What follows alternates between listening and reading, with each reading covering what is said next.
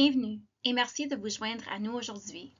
Ce court webinaire porte sur le soutien du personnel éducateur enrichi et comment nous pouvons travailler ensemble pour promouvoir une véritable inclusion dans les programmes de garde d'enfants. Que vous soyez personnel éducateur, auxiliaire de programme ou vous appuyez la gestion de votre service de garde, cette session vous aidera à clarifier les objectifs du soutien enrichi et la manière dont tous peuvent profiter ensemble. Commençons par une vue d'ensemble. L'objectif d'enrichir le soutien du personnel éducateur est de garantir que les enfants avec des besoins particuliers puissent participer pleinement à toutes les activités de la journée dans la mesure du possible. C'est ce que nous entendons par inclusion. Il ne s'agit pas seulement d'être présent, mais d'être activement impliqué, valorisé et soutenu tout au long des routines quotidiennes. L'inclusion n'est pas une idée nouvelle, mais c'est une idée que nous continuons à développer. Nous aimons cette citation de Shelley Moore. Je pense que l'étape la plus importante pour l'éducation inclusive est de croire qu'elle est possible. Sur cette diapositive, nous voyons un graphique qui démontre la différence entre l'exclusion, la ségrégation, l'intégration et l'inclusion. L'inclusion ne consiste pas à créer des activités parallèles ou à séparer les enfants en fonction de leur habileté. Il s'agit plutôt de concevoir des environnements et des routines flexibles et adaptées afin que tout le monde puisse participer pleinement et se sentir à sa place. En matière d'inclusion, le soutien du personnel enrichi ou la mise en place d'un auxiliaire de programme n'est qu'une stratégie d'inclusion parmi plusieurs autres. Le rôle de l'auxiliaire de programme est d'enrichir, de renforcer les capacités, de partager les responsabilités et d'aider l'équipe à mettre en œuvre des pratiques inclusives. C'est l'occasion de mettre en pratique la conception universelle de l'apprentissage. Cela signifie créer des programmes qui fonctionnent pour tous les enfants et pas seulement pour ceux qui ont besoin d'un soutien supplémentaire. Cela signifie l'inclusion pour tous. Abordons quelques mythes courants concernant le soutien du personnel enrichi. Un mythe que vous avez peut-être déjà entendu est le suivant. L'auxiliaire de programme sera toujours en place.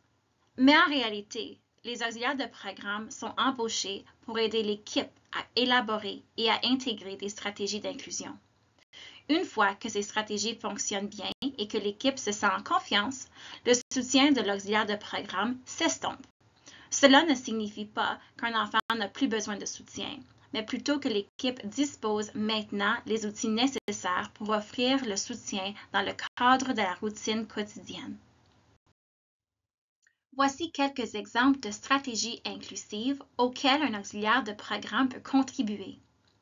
Parfois, l'auxiliaire de programme soutient des stratégies plus spécifiques aux handicaps et aux besoins particuliers, comme aider le personnel éducateur à soulever et à transférer les enfants. Mais la plupart des stratégies soutenues par l'auxiliaire de programme ne sont pas des interventions individuelles. Ce sont des stratégies qui profitent à l'ensemble du groupe. Certaines peuvent inclure appuyer une heure calme ou un programme lève-tôt, soutenir les transitions en petits groupes à l'extérieur, faciliter des pauses de corps ou de mouvement, ou faire des connexions supplémentaires et donner l'attention positive pendant les temps d'attente. Notez que ces exemples reflètent la responsabilité partagée de l'inclusion dans le programme. L'auxiliaire de programme fait partie de l'équipe et aide le personnel éducateur à rendre l'environnement fonctionnel pour tous. Un autre mythe que l'on entend souvent est l'auxiliaire de programme est là pour aider l'enfant avec des besoins particuliers. En réalité, les auxiliaires de programme sont des auxiliaires de programme et non des auxiliaires d'enfants. Lorsque le rôle de l'auxiliaire de programme se concentre sur un seul enfant, nous perdons de vue la responsabilité partagée et la conception universelle de l'inclusion. Et que faire de la communication avec les familles? Le personnel éducateur et les auxiliaires de programme peuvent communiquer avec les familles, surtout s'ils ont travaillé avec un enfant pendant la journée. Mais il est important de rappeler aux parents que les auxiliaires de programme sont là pour soutenir le programme et non leur enfant en particulier. Clarifiez la politique de votre programme concernant la communication avec les familles avec votre superviseur. Et enfin, une question fréquente. L'auxiliaire compte-t-il dans le ratio? Bref, non, sauf si le personnel éducateur rencontre un parent ou une consultante ressource. Comme l'auxiliaire est là pour apporter un soutien supplémentaire, il n'est pas pris en compte dans le ratio éducateur-enfant requis pendant les programmes réguliers. Il est important de se rappeler de cela lors de la planification du personnel et de la supervision. Avant de conclure, voici quelques questions fréquemment posées lorsque nous parlons du soutien du personnel enrichi. Puis-je être seul avec les enfants? En général, avec l'autorisation du superviseur du programme, l'auxiliaire de programme peut rester seul avec un enfant pour l'aider à effectuer une transition ou une routine, par exemple aller aux toilettes ou de s'habiller. Mais n'oubliez pas que les auxiliaires de programme ne peuvent pas couvrir les pauses du personnel éducateur ni être pris en compte dans le ratio prévu à l'horaire. Des scénarios spécifiques peuvent être discutés avec votre consultant du CIJ car cela dépend des besoins du programme.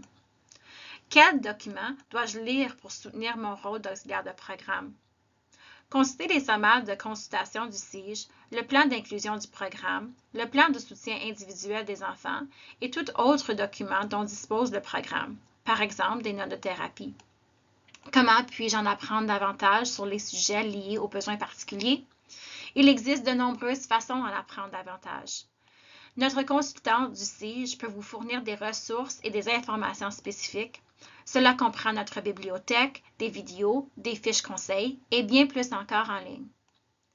Que se passe-t-il si l'enfant est absent?